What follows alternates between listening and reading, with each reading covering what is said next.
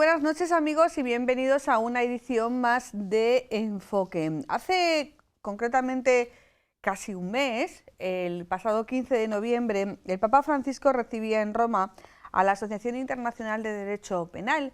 En el discurso ante los congregados allí en los palacios vaticanos, el Papa habló de ecocidio. Seguro que les suena porque se llevó bastantes titulares y porque se llevó bastantes reflexiones, o por lo menos tweets, porque a veces no hay tanta reflexión en esos titulares, ¿no? Pues nosotros planteamos hoy hablar de ecocidio y hacerlo con tres ponentes de excepción, a los que desde ya doy las gracias por estar aquí, pero vamos a ver primero nuestro vídeo. La contaminación masiva del aire, de los recursos de la tierra y del agua, la destrucción a gran escala de la flora y de la fauna, y cualquier acción capaz de producir un desastre ecológico o destruir un ecosistema. Eso es el ecocidio, y así lo ha definido el Papa Francisco en múltiples intervenciones. Una de las más recientes fue con ocasión de la celebración del 20º Congreso de la Asociación Internacional de Derecho Penal, celebrado el pasado 15 de noviembre en el Vaticano. Como señala en sus escritos, por ecocidio se debe entender la pérdida, el daño o la destrucción de ecosistemas de un territorio determinado, de modo que su disfrute por parte de los habitantes haya sido o pueda verse gravemente afectado. Se trata de una quinta categoría de crímenes contra la paz, que debería ser reconocida como tal por la comunidad internacional. En esta circunstancia, insistió el Papa, y a través de ustedes, quisiera hacer un llamamiento a todos los líderes y referentes en este sector para que contribuyan con sus esfuerzos a asegurar una protección jurídica adecuada de nuestra casa común. Las palabras del Papa encajan con una de las claves de su magisterio, la defensa de la casa común, que se materializó en su segunda encíclica, Laudato Si, hecha pública el 18 de junio del 2015. Pero además ha sido una constante durante todo su pontificado y ha sido objeto de la convocatoria de un sínodo, el de la Amazonía. Precisamente en este sínodo, los padres sinodales propusieron definir el pecado ecológico como una acción u omisión contra Dios, contra el prójimo, contra la comunidad y contra el medio ambiente. En la intervención ante eminentes penalistas llegados de todo el mundo, el Papa Francisco adelantó que hay planes para introducir el pecado contra la ecología en el catecismo de la Iglesia Católica. Más allá de titulares que buscan quedarse con la anécdota de un nuevo pecado, la reflexión del Papa nos lleva a plantearnos nuestra responsabilidad como habitantes de este mundo, tanto de forma individual como colectiva, el legado que hemos recibido y el que dejaremos a nuestros descendientes, entendiendo como tal no solo a nuestros hijos, a nuestra familia, a nuestra sociedad, sino a todos aquellos hombres y mujeres que habitan el mundo y que estamos obligados a compartir. Un nuevo concepto como el ecocidio que enlaza con el contenido de Laudato Si, que no se libró tampoco de titulares anecdóticos, pero que se ha revelado como el texto que expone con fuerza la preocupación compartida sobre la degradación que sufre el medio ambiente, la casa común, nuestra madre y hermana, con la que compartimos la existencia. Una tierra maltratada que clama y cuyos gemidos se unen a los de todos los maltratados del mundo.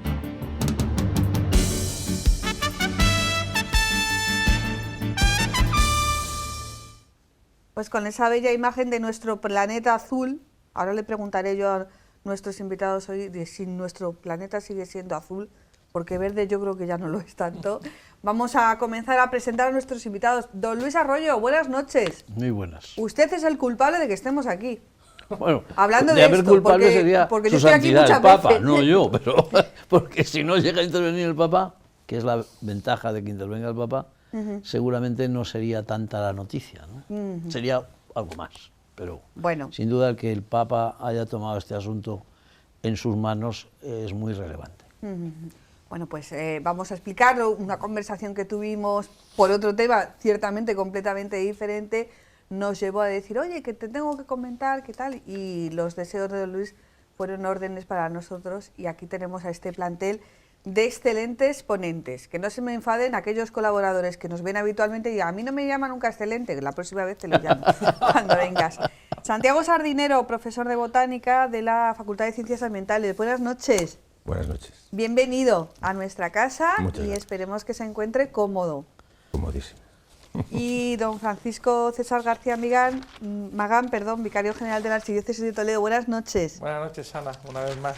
Usted sabe que está aquí por culpa de don Luis. Yo no sé por qué estoy aquí, porque con estos dos señores tan especialistas en este tema, yo vengo a aprender y a escucharles. Y sí, soy el culpable de estar aquí, es don Luis, que se empeñó en que yo estuviera aquí, lo cual le agradezco mucho a don Luis y, bueno, también a ti.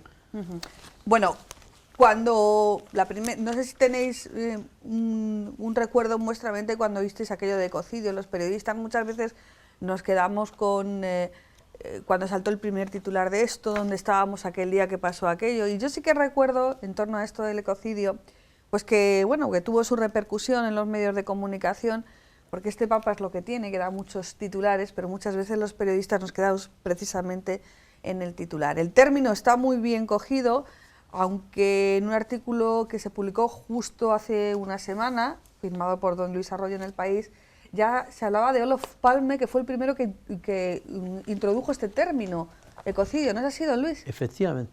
Fue el primer político que se manifestó sobre la cuestión de la crisis del medio ambiente. Estamos hablando de hace unos cuantos años, ¿eh? Sí, aunque también se manifestó un papa por la misma época, porque es el año 1970. Tengo aquí la referencia para que luego veamos. Sí. Yo no es que esté encaprichado con el vicario, ¿eh? Yo, hombre, creo que hay que aprovecharle porque es además de su autoridad jurisdiccional, que siempre hay que respetar y tener en cuenta, pero es que es un académico extraordinario, entonces entiende de todas estas cosas porque tiene una altísima formación. Y es muy importante que se recurra, más que a las ONGs, que están muy bien, pues a las personas competentes. Y en materia que tiene que ver con el Papa y las cuestiones del mundo, pues muy importante que una personalidad como él intervenga. Si fuera menos grave el asunto, llamaría a Vizuete, que es más amigo mío, y que está el hombre recuperándose de sus operaciones de pierna y renquea bastante bien. Le mandamos un saludo y los mejores deseos muy de bien, recuperación. Ya estamos todos Vizuete en familia, ya hemos mencionado a Vizuete, o sea que ya estamos todos en familia, seguro que sí. Decía Olof Palme y antes el Papa, en los años 70. Exactamente, lo he anotado porque era Juan XXIII. En el año 61, el Papa, en la Pacem in Terris, dice, primero dice una cosa que luego a mí me ha gustado mucho cuando se lo oigo a este Papa. Porque cuando voy a algún funeral y el cura no se da cuenta, entonces habla solo a los católicos. Y los que no somos muy píos, nos parece como que nos están echando. Y me he fijado que en la Pacem in Terris, Juan XXIII dirigía su mensaje, la encíclica, a todo el mundo católico y a todos los hombres de buena voluntad. ¿Qué diferencia hay entre Juan XXIII y el Papa Francisco? Pues que el Papa Francisco ya no habla de hombres, habla de personas, para que no tenga problemas de género, lo cual es muy significativo y muy bonito, ¿no? Y esto es el año 61, en la Pacem in Terris. Dice que las actividades del ser humano tienen en la naturaleza consecuencias dramáticas. No desarrollo más, pero es que estamos en el año 61 y efectivamente hay que esperar a Olof Palme al año 70, en el que también Pablo VI habló de catástrofe ecológica por vez primera ante la FAO. Esta es esto es muy bonito en los discursos de este Papa. Yo no sé los anteriores, porque los anteriores he de confesarme que no los leía, pero los de este, que los leo con mucha atención y leo también las citas a pie de página, y yo me imagino, además de todos los asesores que tenga allí mismo en el Vaticano, los 6.000 catedráticos que tiene la Compañía de Jesús en todas las universidades, colaborando con el Papa, acaba de hacer unos documentos que seguramente no requerirían evaluación por parte de los... Pero fíjense que tenemos un recorrido de los años 60, de los años 70, un recorrido no solo con el magisterio de la Iglesia, sino Olof Palme, que fue Premio Nobel de la Paz y que todo el mundo recuerda cómo fue el asesinato de Olof Palme, pero parece que esto del cambio climático primero es una urgencia, pero es que con la misma urgencia con la que se nos propone, parece que ha venido. Laudato Si se publica en el año 2015. También yo recuerdo aquellos titulares de Laudato Si, el Papa se mete a ecologista, la encíclica más ecologista del Papa. La Iglesia ahora también quiere ser ecologista. ¿Por qué parece que nos cuesta tanto rastrear y nos quedamos más con la urgencia y la inmediatez, César? Bueno, yo creo que vivimos en un mundo, en una cultura de la urgencia y de la inmediatez, ¿no? Donde tantas veces lo inmediato nos hace olvidarnos de lo importante, ¿no? Y aquí tenemos a dos profesores de universidad, precisamente, que una contribución que hace la universidad, entre otras muchas, pues es precisamente el enseñar a pensar y a reflexionar, no solamente en esa inmediatez, ¿no? Como decía antes don Luis, ¿no? en este tema de un poco de la ecología y de la preocupación, pues fíjense que estamos hablando del año 61, ¿no? con San Juan 23, y ya ahí hay un atisbo de esta preocupación que tiene la Iglesia, o sea que no es que sea una cosa absolutamente nueva.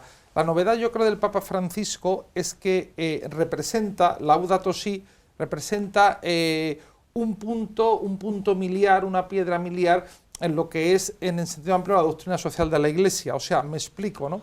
Así como, por ejemplo, desde Pablo VI se produjo un capítulo nuevo, una ampliación de esos, son como círculos concéntricos, sí, ¿no? La doctrina social de la Iglesia, del tema del progreso humano, introduce ese concepto de un desarrollo humano integral, etcétera, para el tema de, después se había producido la descolonización de los pueblos en África, etcétera. Con Francisco se consolida, con el Papa Francisco, un capítulo nuevo de la doctrina social, y es precisamente pues esta preocupación por lo que significa pues la ecología, ¿no? Y de ahí tiene como consecuencia este discurso que ha hecho a los penalistas, otras intervenciones que ha tenido, ¿no?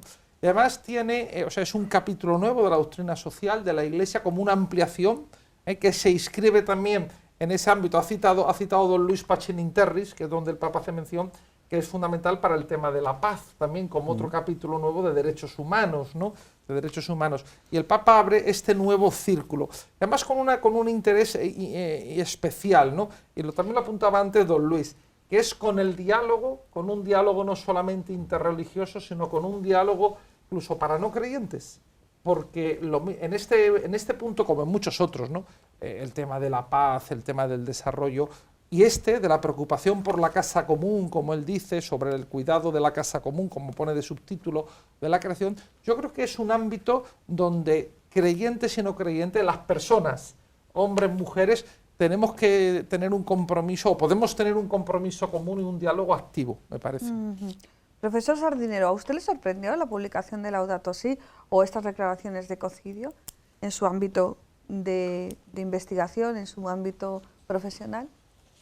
Hombre, a mí personalmente pues no me sorprendió porque como ya ha dicho el profesor Luis Arroyo, había ya un recorrido anterior, ¿no? Pero además también me gustaría recordar que el Papa Benedicto XVI también, pues yo he traído aquí, por ejemplo, el año 2009, un congreso sobre Biological Evolution, Facts and Theories, la teoría de la evolución, hechos y teorías, ¿no? donde aparecen científicos de primera categoría, ¿no? Tenemos a Simon Conway Morris hablando de la finalidad, si existe una finalidad o existe el azar la evolución es azarosa o no lo es. Tenemos a Francisco Ayala, a Lynn Margulis con la simbiogénesis, es decir, pues realmente todos conocemos también el aspecto académico de Benedicto XVI, más centrado a lo mejor en este aspecto, y al final pues yo creo que el Papa Francisco es otro aspecto, a lo mejor más social, ¿no? Menos académico, más social, pero está en esos círculos también, ¿no? de ese camino, ¿no? Bueno, vamos a escuchar al Papa en esa intervención que don Luis tuvo la suerte, le hemos visto de hecho en el vídeo, en primera línea, ¿eh? Bueno, yo estuve el día antes, mano ahí con la Guardia Vaticana. Estuve en misa en Santa Marta y tuvimos un rato que impresiona mucho, porque no nos damos cuenta, claro, nos damos cuenta los que le vemos, que es un papa que habla en español. Eso, cuando tú ves a un señor vestido de papa que habla en español y te dice cosas graciosas, y contaré alguna, Vale. bueno, pues es que te deja estupefacto, ¿no? Vamos a escuchar esa breve intervención donde define claramente lo que es el ecocidio. Invece, un elementare senso della giustizia imporrebbe. En cambio, un sentido elemental de la justicia requeriría que ciertas conductas de las que las empresas suelen ser responsables no queden impunes. En particular, todas aquellas que pueden ser consideradas como ecocidio: la contaminación masiva del aire, de los recursos de la tierra y del agua, la destrucción a gran escala de flora y fauna y cualquier acción capaz de producir un desastre ecológico o destruir un ecosistema. Nosotros debemos introducir, lo estamos pensando, en el Catecismo de la Iglesia Católica, el pecado contra la ecología, el pecado ecológico contra la casa común, porque es un deber. Ya se llevó titulares ese término, ecocidio, cuando dijo el Papa que estaban estudiando si tenía que ser un pecado. Claro, ya yo he leído titulares. ¿Tiene magnitud para ser un pecado el ecocidio, César? Pues hombre, ahí están los llamados pecados sociales, que ya habló de ellos San Juan Pablo II en la exhortación Reconciliatio e Penitencia, fruto del Sínodo del 83, donde son esos pecados, digamos, que son fruto pues, de lo que son de las estructuras y de las realidades de nuestro medio, de nuestra cultura, de nuestra sociedad. Y claro, poner en peligro, como parece ser que se está poniendo, aquí hay científicos, pues nada más y nada menos que este ámbito que se nos ha dado para vivir, para estar, para desarrollarnos, ¿no? En ese sentido está ese capítulo precioso de Laudato Si, perdona que meta una cuña publicitaria por eso Laudato Si, sobre la teología de la creación, que merece la pena leerse, ¿no? Y que es compartido, yo creo, por personas incluso de distintas ideologías, lo que significa el ámbito de la creación. Pues yo creo que es muy serio, ¿no? Como puede ser serio, pues el Papa hacía también mención, ¿no? Ámbito de estructuras económicas. Sí, a la corrupción. Claro, la corrupción, etcétera, ¿no? Y ahí, bueno, yo creo que un poco el peligro, perdona Ana, que podemos tener es que dice, bueno, uno puede pensar, bueno, estos son las empresas, no las petroleras, estos son las farmacéuticas, estos son quien sea. Pero bueno, y cada uno, esto pasa como en todo, ¿no? Cada uno en su pequeño medio, en su pequeño ámbito de vida, pues puede contribuir o no puede contribuir. Y dice ese refrán tan español, que un grano no hace granero, pero ayuda al compañero, ¿no? Oiga, que yo recicle o no recicle en mi casa, ¿eso qué repercusión va a tener? Pero es que como cuando somos millones de personas de una población, ¿no? Pues es como dice, oiga, si yo defraudo un poquito, pues eso que va a afectar. Pero claro, muchos poquitos hacen mucho, o sea, que sí es posible, ¿no? Y luego recordar también, porque también algunos titulares, yo comprendo que los periodistas hay que subrayar lo que es noticiable. ¿Cómo se va a tocar el catecismo? Bueno, tenemos que recordar, ya se ha tocado, en un tema que don Luis es especialista y está motivado mucho en ello, como es la pena de muerte. Y en el tema de pena de muerte, el verano pasado, no este, si no me equivoco, el anterior, en el verano del 18, corríjame, pues ahí ha habido una modificación con el tema de la pena de muerte. O sea que en estos ámbitos como esto de doctrina social, en esos otros ámbitos, la doctrina de la Iglesia no es un bloque monolítico, sino que tiene una evolución homogénea. Y aquí tenemos un caso de evolución homogénea como el tema de la pena de muerte, por ejemplo. Entonces, ¿estaríamos ante un delito?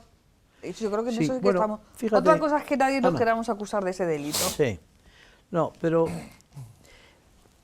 perdona que cambie el punto. Lo que ocurre es que el Papa interviene justo cuando hay un gran debate mundial y nacional, porque yo que tengo una gran simpatía por el personaje Mariano Rajoy, y estoy convencido de que se habrá arrepentido de muchas cosas, pero sobre todo de aquella que echó en culpa a su primo de que le había dicho que no pasaba nada. Es que había mucha gente de buena fe que pensaba que no pasaba nada. Pero inmediatamente después nos salió Trump. Trump está destruyendo los Estados Unidos físicamente. Se ha cargado todas las normas de control del medio ambiente que antes mencionábamos, porque hasta para poner un Belén hay que tener un permiso para poder arrancar y llevarse las hierbas y el musgo, ¿no? Bueno, pues todo eso lo ha destruido, todo el sistema de agencias de protección del medio ambiente. Tendrá unas consecuencias gravísimas para los Estados Unidos. Bueno, pero lo que ocurría es que los científicos, impulsados por las Naciones Unidas, nos estaban diciendo que estábamos fatal. Pero lo nuevo es que nos dicen que no solamente estamos mal, sino que vamos a peor, a mucha más velocidad. Que esto me gustaría que tú nos lo dijeras como científico, porque yo solamente canto de oído en este punto, ¿no? Estamos ante y eso es lo que permite entender luego si es un pecado o es una infracción administrativa. Estamos ante una situación de emergencia, de urgencia, de ahora o nunca, como se ha titulado durante estas semanas anteriores que hemos celebrado la cumbre del clima. Bueno, pues mira, yo esta mañana hemos estado de excursión en el río Jévalo y hemos visto pues una mortalidad masiva de encinas en una solana. Y esto lo dijimos hace 20 años. Hace 20 años. Nos preguntábamos por qué sucedía eso, ¿no? Una solana en el río Jévalo, o una solana en Talavera, otra solana en Pepino, otra solana en el tal, y así hasta Tarifa. Y entonces al principio veías bueno, pues alguna mortalidad más o menos aislada que decías, bueno, ¿y esto por qué será? Hasta que encuentras la línea de donde sucede de verdad, ¿no? Y suceden unas condiciones concretas y precisas. Claro, nosotros, pues nuestras líneas de investigación son la biogeografía y la bioclimatología, y entonces, bueno, pues con los conocimientos que tenemos, digo, lo único que puede estar sucediendo es que la raya de que separa pues este tipo de vegetación se está moviendo, se ha movido, es como una foto que te sale movida, ¿no? Y entonces se ha movido. ¿Y eso puede ser un ejemplo de lo que se llama el cambio climático? Por ejemplo, esa mortalidad de encinas. Eso es que ha subido la temperatura. Ha subido la temperatura, las precipitaciones se han hecho más irregulares, y si tú no riegas una planta, pues de repente, o sea, tiene que tener un equilibrio hídrico, y si no lo tiene, pues entonces se seca y ya está, es así de simple. Y si no, se desplaza, intenta desplazarse. Pero claro, los biomas, la vegetación, pues no se puede mover, no puede emigrar. Claro. Eso luego es otro tema, ¿no? Las migraciones, ¿verdad? Pero necesita ser asistida, o digamos que tiene sus mecanismos, sus semillas las mueven los pajaritos, vuelan con el viento, tienen un ritmo de movimiento. Pero lo que estamos hablando es que empieza a haber, bueno, hay cosas claras e incertidumbres, ¿no? Es decir, bueno, y si sube la temperatura a una velocidad determinada, ¿se van a poder mover con la velocidad, una velocidad acorde a ese cambio? ¿O vamos a tener que asistirla? ¿Cuánto va a costar eso? ¿Debemos hacer algo? ¿Se puede hacer algo? Se pueden hacer muchas cosas. Claro, se pueden hacer muchas cosas. En principio, claro, pero también tiene sus consecuencias, porque si cambiamos el sistema económico, dejamos de quemar combustibles fósiles y aumentar el dióxido de carbono que provoca efecto invernadero Explica eso. No terminamos, los ciudadanos de a pie, no terminamos de entender si es que el cielo se abre o se cierra. ¿Qué es lo que pasa cuando quemamos mucho carbón, cuando hay volcanes, cuando utilizamos la gasolina masivamente? Es decir, ¿qué es lo que pasa? ¿Qué fenómeno ocurre?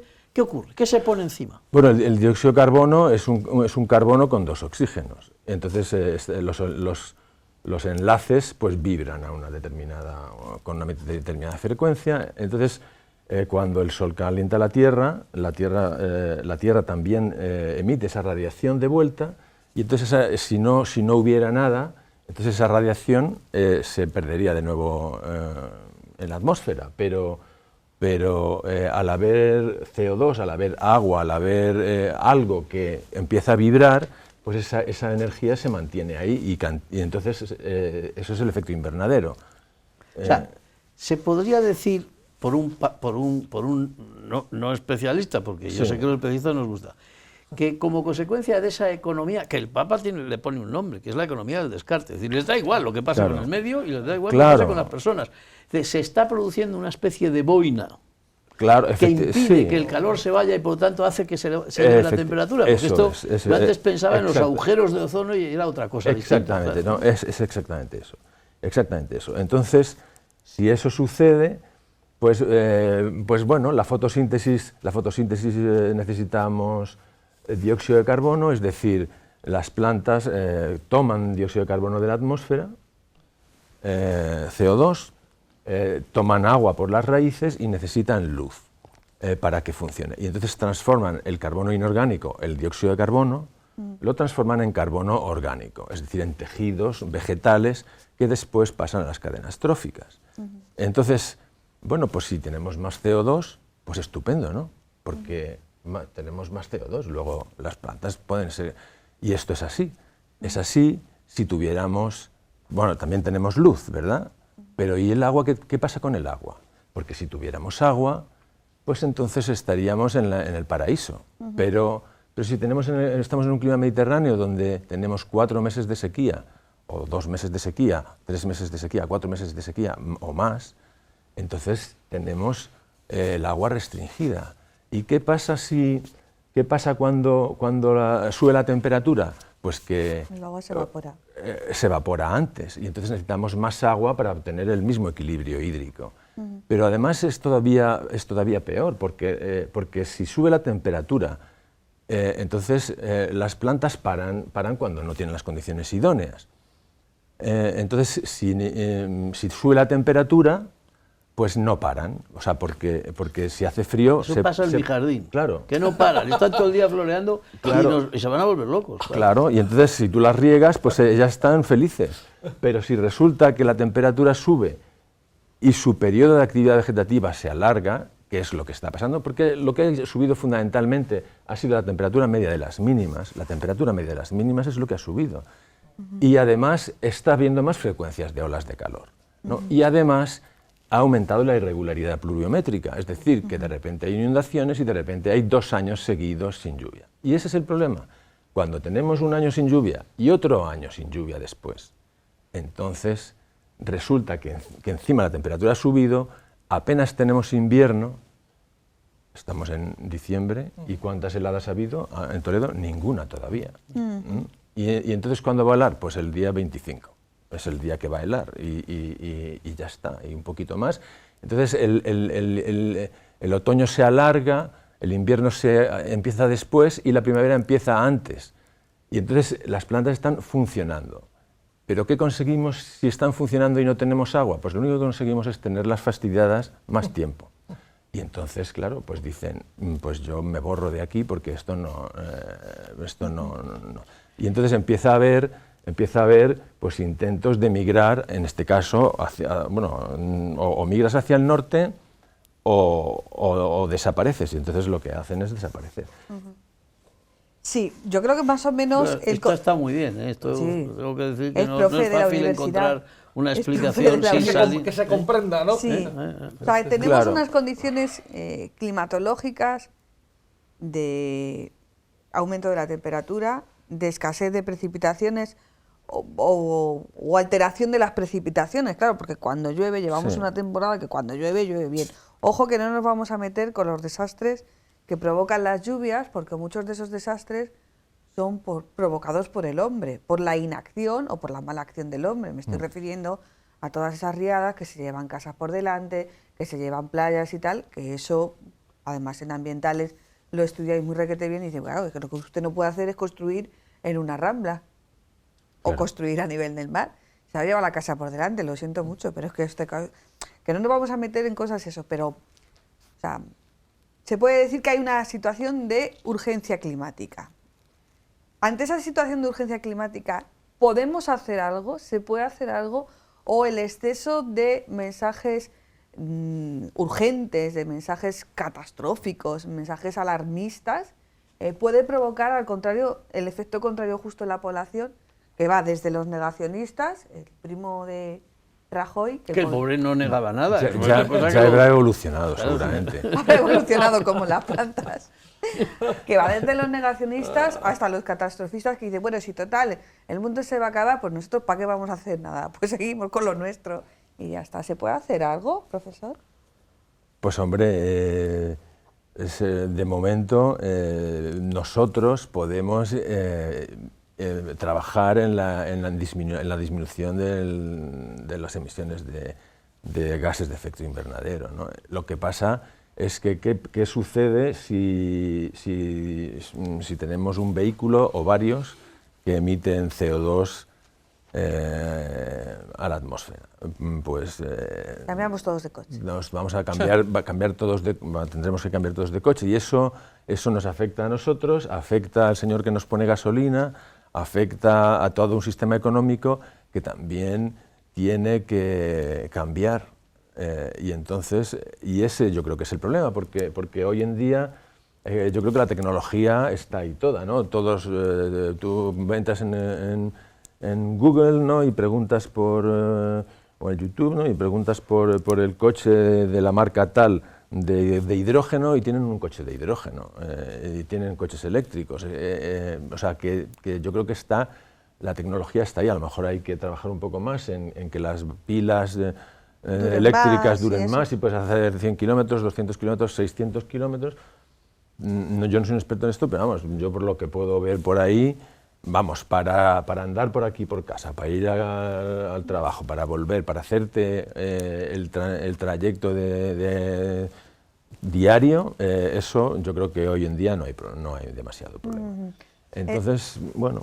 Entonces, ¿dónde tenemos la urgencia? ¿En el cambio de los comportamientos personales o el cambio de modelo? Y ahora ya vamos a enlazar más con lo que plantea el Papa en ese discurso a los penalistas y en otros tantos discursos, cuando tantas veces nos ha advertido de que tenemos que cambiar de modelo económico, de modelo social.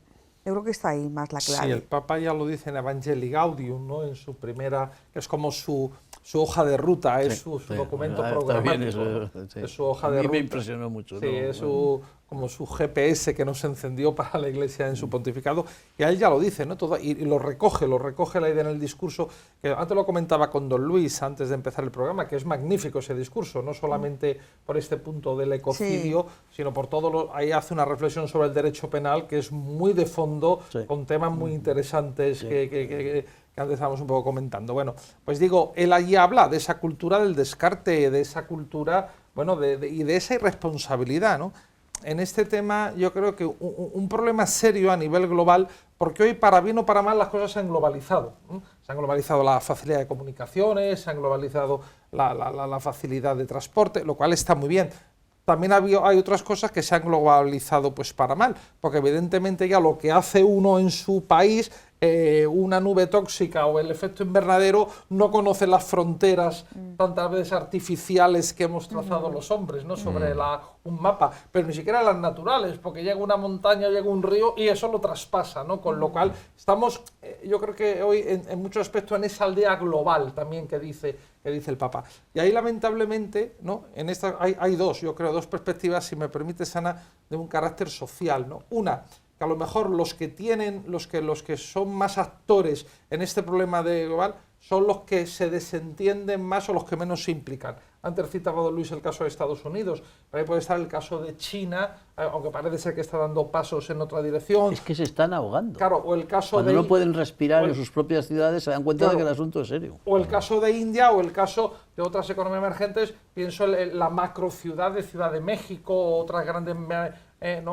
macro... O Brasil, este verano, que ha tenido un cambio de presidente y ante los incendios en el Amazonas también le ha dado por ponerse negacionista. Claro, por lo tanto, el problema de que los que más tienen una parte activa son a lo mejor los que les falta más concienciación, no entro a hablar de culpa de quién, y segundo también, ¿no? Ahora lo apuntabas tú, Ana, ¿no? Que lamentablemente las poblaciones más pobres, las que tienen muchos menos recursos, son también las que se ven como sujetos pacientes de estas realidades, ¿no? Tienen menos medios para defensa y para protección de todo. Esas economías del tercer mundo, esas economías de... dice, bueno, sí, aquí en Europa podemos regular, antes citaba el profesor, coches eléctricos, eso hoy día lamentablemente y muchas otras cosas no está al alcance de todo el mundo, sobre todo en esos países más pobres. Y entonces ahí hay también una derivación social, no solamente ya el atentado que puede ser o el problema ecológico para la tierra, sino como dice también el Papa Laudato Si, esa ecología integral, ahí hay una repercusión para la persona, para su salud, pero para lo que es la sociedad en sí misma. Creo que hay una perspectiva social, me parece, a tener en cuenta. Sí, además muchos países pobres han sido durante años receptores, por ejemplo, de nuestros residuos de basura.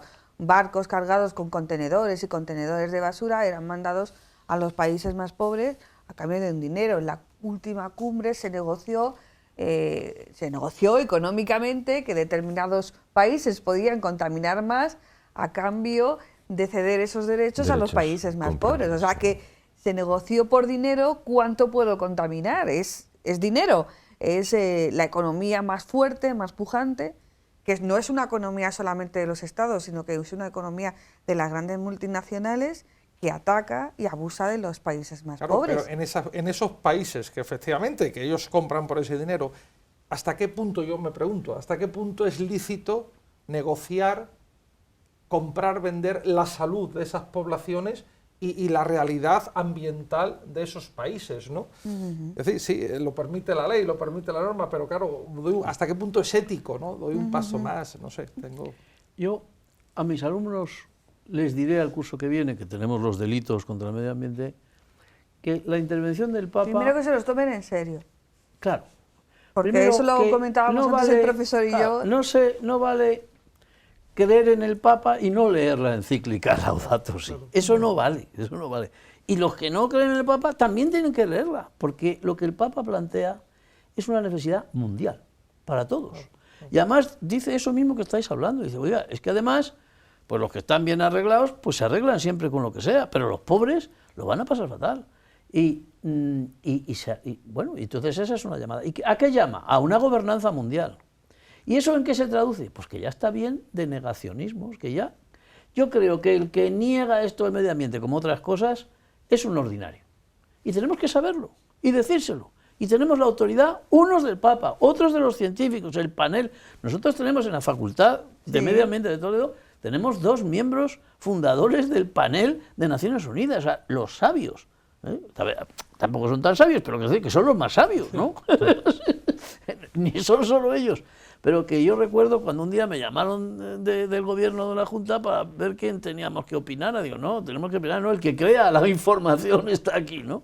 Y cuando hemos hecho el otro día en Madrid, que nosotros nos hemos encontrado en este punto con el Papa Francisco, porque nosotros llevamos un proyecto sobre responsabilidad de las multinacionales por violaciones de derechos humanos en el mundo, no nos quedamos cortos, en el mundo. Y entonces, claro, una de las responsabilidades es los ecocidios, que nosotros todavía no nos atrevíamos a llamarlo así, pero ahora ya, naturalmente, ¿no? Que es cuando de repente llega una empresa y arrasa con todo. Y además no resuelve nada, o sea, no corrige nada, como aquí hay que corregir los daños medioambientales y se hace una obra. Allí no corrige nada. Y destruyen provincias, o sea, territorios como la provincia de Toledo, ¿no? Sí. Entonces, lo que nos está diciendo el Papa y los científicos, bueno, y también muchos políticos, porque la COP21 en el año 15, que hemos traído a nuestro seminario a Fabius, que era el ministro de Asuntos Exteriores de Francia, y entonces, miren ustedes, es que tenemos que gobernar el mundo de otro modo, no solo para evitar guerras, que es lo más que hace Naciones Unidas, que ha evitado bastantes, más de las que hubiera habido, ¿no? Sino también este asunto tiene que haber un tribunal. Y entonces nosotros, los juristas, decimos, bueno, y esto ahora se estructura así, que es nuestro trabajo, pues una convención internacional, pero lo fundamental es que nos demos cuenta que estamos ante cosas tan graves como los delitos contra la humanidad, como el genocidio, porque esto terminará con poblaciones enteras y alterará muchas otras poblaciones que no vas a terminarlas. Pero los españoles lo tenemos mal, los españoles y los portugueses, porque estamos en el sur de Europa, porque estamos sometidos a los efectos más sensibles.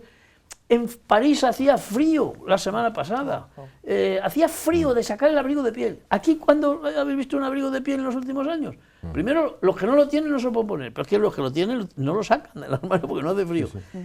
Es una situación realmente de emergencia climática, dice mi maestra francesa, ¿no? A los científicos que han estado tantas veces, nunca mejor dicho, clamando en el desierto, este tipo de mensajes que se lanzan, sobre todo estas 2 últimas semanas, con la cumbre del clima y con ese protagonismo mediático que han tenido pues, la niña esta, Greta Thunberg, y tantas performances, movilizaciones, ¿se desvanece un poco la fuerza del mensaje científico con ese protagonismo mediático? ¿Lo veis así?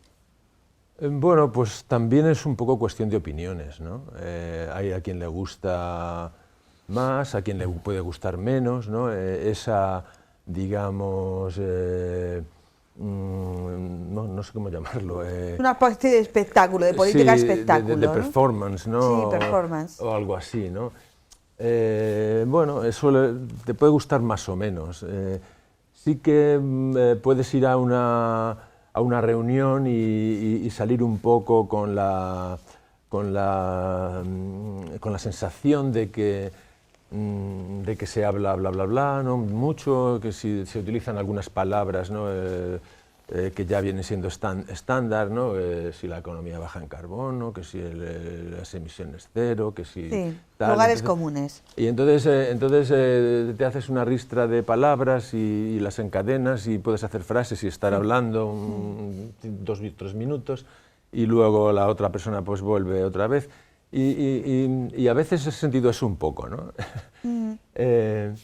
Y entonces...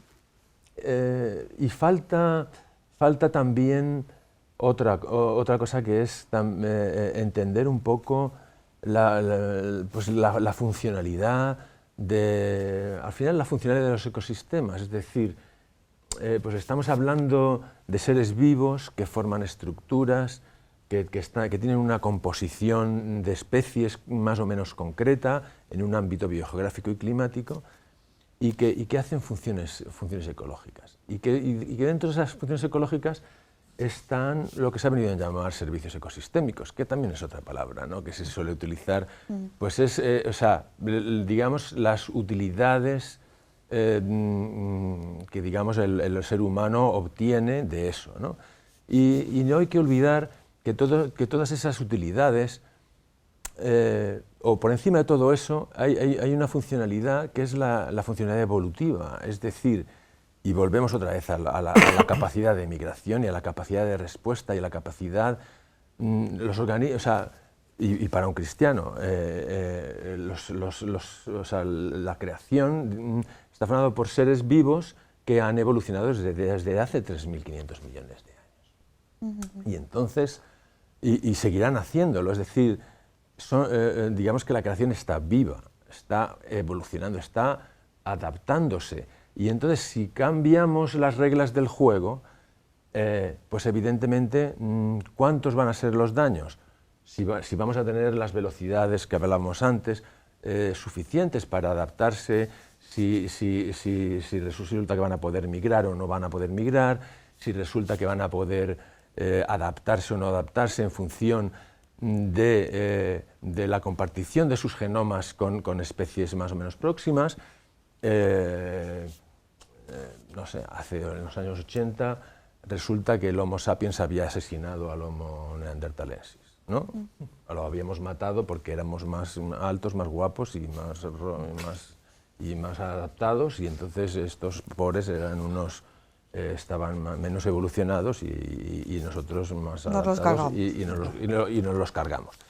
Bueno, pues ahora resulta que ha venido el proyecto del genoma humano y se ha secuenciado el ADN de los humanos y de los Homo sapiens y de los neanderthalensis, y resulta que tenemos hasta el 2, 3, hasta el 4% del genoma de los neanderthalensis dentro de nosotros. Luego, y resulta que nos ha dado adaptaciones que ellos ya habían adquirido, las hemos adoptado nosotros, ¿no? Eso también es una cosa muy cristiana, de compartir, ¿no? Compartir compartir, el donarse, el darse para adaptarse a una situación nueva, transformarse, es decir, yo no voy a ser yo, ni tú vas a ser tú, vamos a ser una cosa diferente, pero que va a estar mejor adaptada o no. Bueno, hay quien quiere verlo desde el punto de vista de la competencia, ¿no? Esto compite con mi padre, compite con todos, ¿no? Bueno, también se puede ver desde el punto de vista de la compartición, ¿no? Que es una palabra más amorosa, ¿no? Bueno, pero fíjate, esto es una expresión sorprendente que solo hoy termino yo de entender, ¿no? Cuando en la Laudato Si decía que necesitábamos una conversión ecológica. Claro, ¿eso qué quiere decir? Pues que necesitamos, bueno, que esta cuestión es una cuestión de exigencia moral, de unos y de otros, de los budistas y de los cristianos, y que tenemos que exigir a nosotros mismos, que es por donde empieza la moral, pero también a las administraciones, que se comporten como tal. Y entonces, la cuestión de qué es lo que se puede hacer o no, no es una cuestión de oportunidad política, es una cuestión de obligación. Y por lo tanto, si llegamos a la conclusión que el asunto de los vehículos que contaminan es una barbaridad, pues habrá que exigir que dentro de 15 años haya coches eléctricos. Y habrá que ver también qué hacemos con los que trabajan en las otras energías, cómo se les reconvierte y qué hacemos con los pobres que no tengan dinero para... Pues pasará a lo mejor como antiguamente. ¿En qué iba antiguamente los pobres? En motocicleta. Yo recuerdo que llevaba moto de obrero cuando era estudiante, que llevaba una Derby 50, estupenda, y enseguida todo el mundo se compró coche, ¿no? Pero habrá que adaptarse a eso y habrá que exigir que haya políticas para eso y que no dañen socialmente los cambios y que la gente no tenga miedo a esto. Lo que tiene que tener miedo es a qué pasará de mis nietos, que a mí es lo único que me preocupa, que se encontrarán con un mundo que será invivible, que se le parecerá a esas películas que vemos de gentes errantes que no tienen... Y habrá medio... ¿Qué será de África, Dios mío? De África, que es un sitio que tenemos a 14 kilómetros.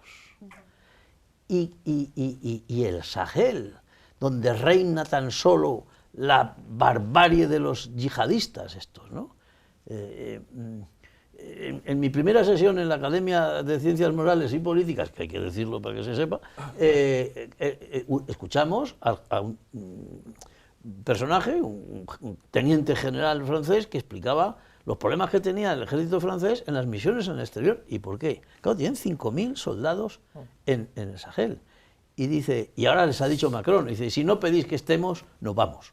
Y desaparecen todos, porque los yihadistas se comen a todo el mundo, ¿no?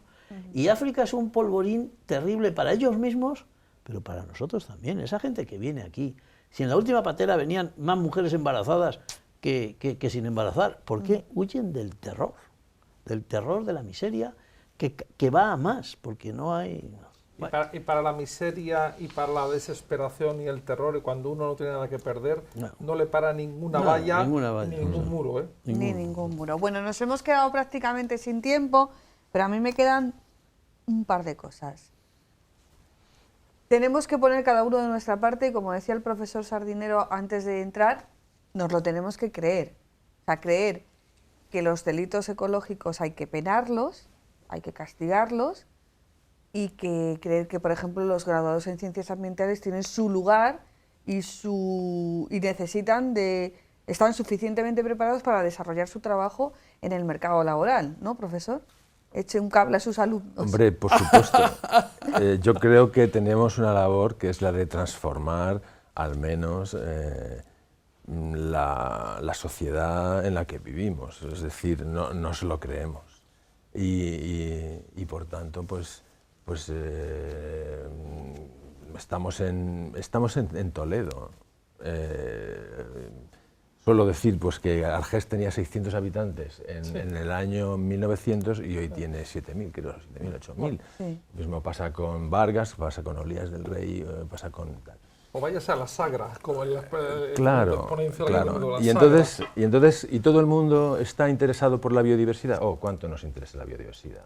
¿A usted le interesa la biodiversidad? A mí me interesa enormemente. A todo el mundo nos interesa, pero ¿dónde está la biodiversidad?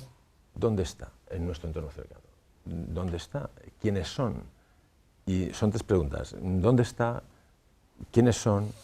¿Y qué es lo que pensamos hacer con ellas? Y entonces necesitamos, urgentemente también, es otra emergencia, saberlo antes de destruir sistemáticamente. Necesitamos, pues, necesitamos construir paneles de competentes, de especialistas competentes. Ahí estamos hablando, pues, de urbanistas, de paisajistas, de especialistas en biodiversidad, y construir algo que nos ayude por lo menos a mantener lo que tenemos y a diseñar, pues, dónde va a estar y diseñar, pues eso, nuestro entorno cercano, ¿no? Penúltima intervención, cierra César. Es que yo me he quedado desde el principio. La anécdota del Papa. Sí, Luis. la tengo aquí. Editamos este libro, que se llama La pasión de la crueldad, acompañando el texto del Papa, y el Servicio de Publicaciones de la Universidad le hizo una portada muy sorprendente. No sé si se ve, lo voy a poner así. Vamos a intentarlo. Usted cuéntelo mientras nuestros compañeros lo... Entonces, con un dibujo a plumilla, y a mí la verdad que me dio un poco de reparo, pero me dio por otra parte mucha alegría que la gente se lo tomara con tanto interés. Pero no me atreví a llevárselo al Papa. Pero ya como íbamos el mes pasado al Congreso y nos iba a recibir, pues ya pedí, y entonces se me concedió ir a la misa de Santa Marta, que yo nunca me he levantado a las 5 de la mañana para ir a ninguna parte. Pero esa misa. ¿no? Exactamente. Y ahí el Papa entró a las 7 de la mañana ya como una locomotora, diciendo misa. Digo, madre mía. Y después de la misa, pues tuvimos ocasión de entregarle el libro, otro de los autores y yo mismo. Y entonces, claro, yo quería quitarle hierro al asunto este de que le habíamos dibujado, ¿no? Y digo, bueno, santidad, claro, esto se lo puede decir uno a un papa que habla en español, porque yo podría decirlo en algún otro idioma, pero no me saldría también. De santidad hemos tenido un problema porque han querido hacer esto así y han dibujado. Y tenemos un problema gordo con Mayor Zaragoza, que como su santidad sabe, es muy soberbio. Y es muy guapo. Y ha salido fatal. Y entonces se ríe el papa porque le conoce. ¿Mayor Zaragoza el otro? Sí, anda, le pues conoce no perfectamente el papa. Y se ríe, y dice a continuación, mirándome con cara de pillo, y dice, a mí tampoco me habéis mejorado. Claro, esas son anécdotas con un papa que habla en español. Esto es una cosa que hay que se hace querer más todavía, ¿no? Pues muy bien, pues esta es la cuestión. Bueno, pues otra anécdota que unir a unas cuantas. César tiene algunas, pero no las va a contar. Otro día. Pero una última reflexión, estamos totalmente fuera de tiempo, pero bueno, yo creo que el tema lo merece. Una última reflexión. De verdad, cuando estos titulares, el Papa se mete a ecologista, el Papa y el ecocidio, ¿qué pinta la Iglesia?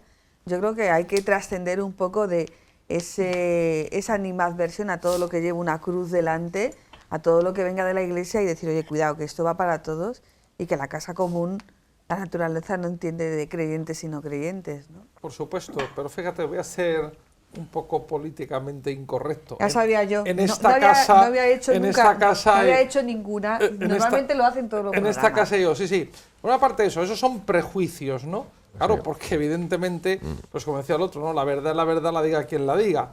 Entonces, bueno, pues es una irresponsabilidad decir, bueno, esto porque lo dice el Papa, pues ya lo tachamos. Como decía antes don Luis, bueno, pues el que no quiera parar al Papa, que escuche a los científicos o que escuche pues otras realidades. Pero en esta barca estamos todos metidos. Aquí no hay diferencia de creyente o no creyente. Aquí si se hunde la barca nos ahogamos todos, ¿no? O sea, pero luego ahora viene lo políticamente incorrecto, ¿no? Y lo políticamente incorrecto y lo lamentable es cuando también de algunos ámbitos intraeclesiales, y me refiero a ámbitos informativos. Bueno, es que hay... Vale, sigue. Porque yo es que te discutiría lo informativo, pero bueno. O pseudoinformativos. Bueno, vale. O desinformativos. Desinformativos. Vale. Desinformativos. Nos hemos puesto de acuerdo en el término. Bueno, pues también eso, porque viene ya del Papa, pues viene el chistecito fácil, viene la crítica fácil. Hombre, ahora el Papa se mete a la ecología, ahora el Papa verde, el Papa no sé qué. Papa de los indígenas. No. Entonces, bueno, pues eso, ya digo, es una responsabilidad. Yo me imagino que a lo mejor cuando Juan XXIII, en el año 61, yo no había nacido todavía, dijo eso, pues a lo mejor también hubo gente que se sonrió.